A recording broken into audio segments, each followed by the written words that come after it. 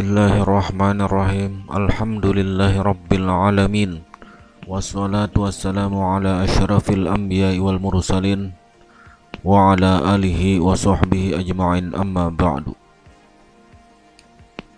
Ketahuilah, zikir adalah keluar dari kealpaan dan kelalaian dengan terus menghadirkan hati dan mengikhlaskan zikir lisan, disertai perasaan bahwa Tuhanlah yang mengucapkan zikir lewat lisan hambanya.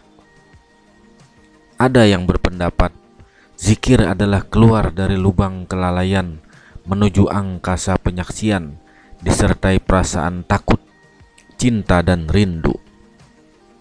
Hakikat zikir adalah mengesahkan Tuhan dengan si penzikir lenyap dari zikirnya sendiri, fana dalam kesaksiannya, serta hidup dalam penyaksiannya.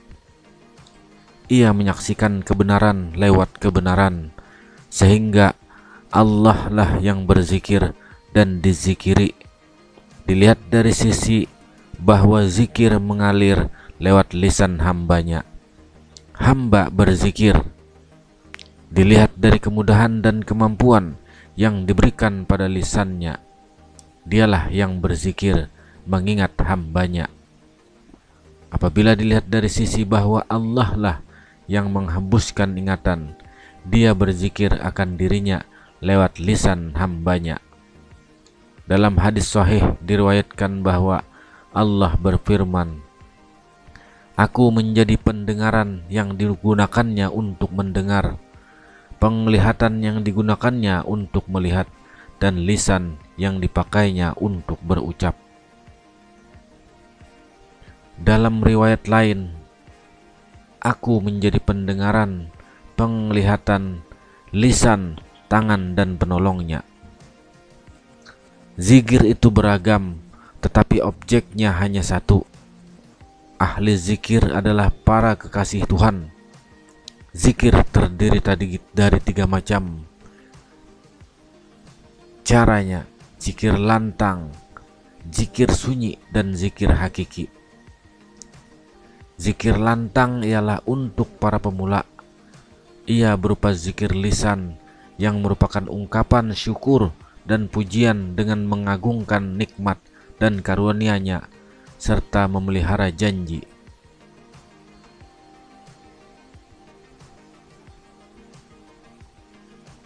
Kebaikannya dibalas 10 hingga 70 kali lipat.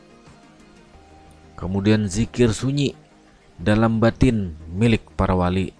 Ia berupa zikir hati dengan keluar dari kekosongan dan terus menyaksikan kehadiran Tuhan.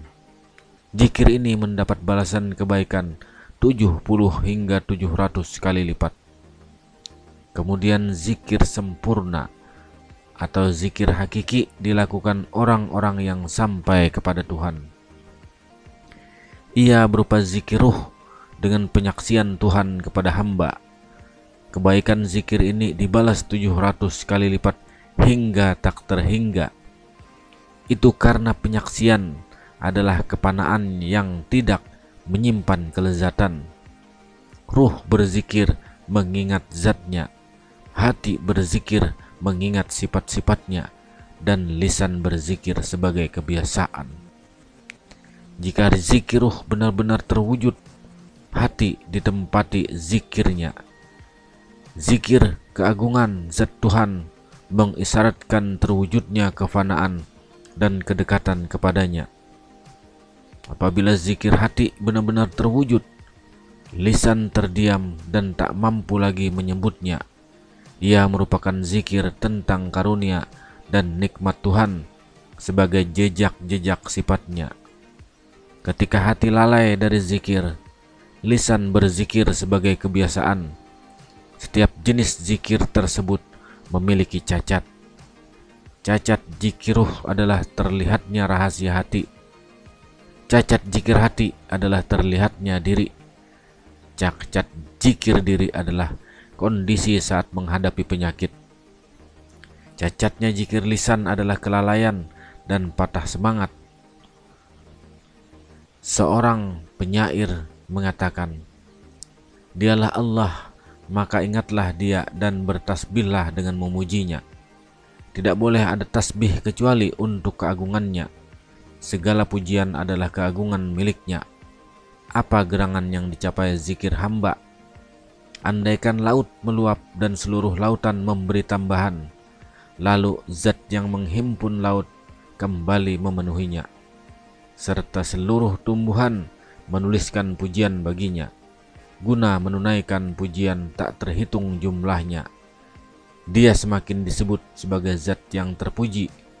Makhluknya terus bertasbih mengagungkannya selama alam ini ada. Di dalam hal zikir, manusia terbagi 3 golongan.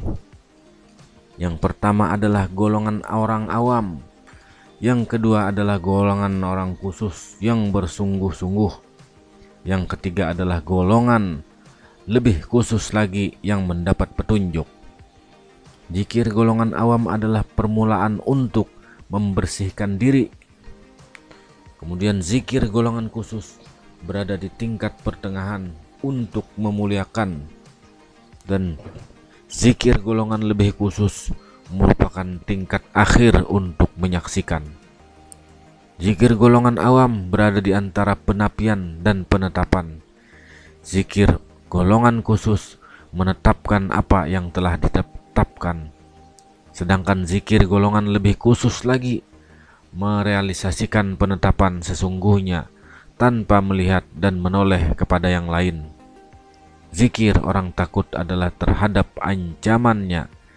Zikir orang berharap adalah terhadap janjinya. Zikir orang bertauhid adalah dengan mengesahkannya.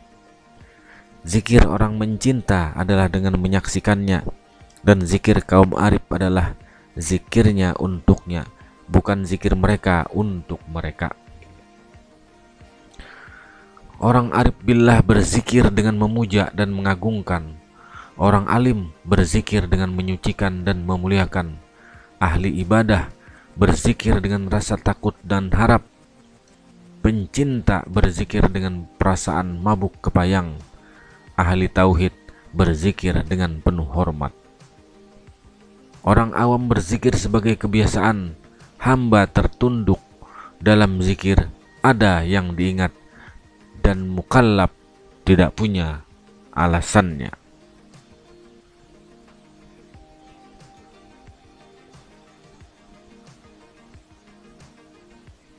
Wallahu a'lam bishawab.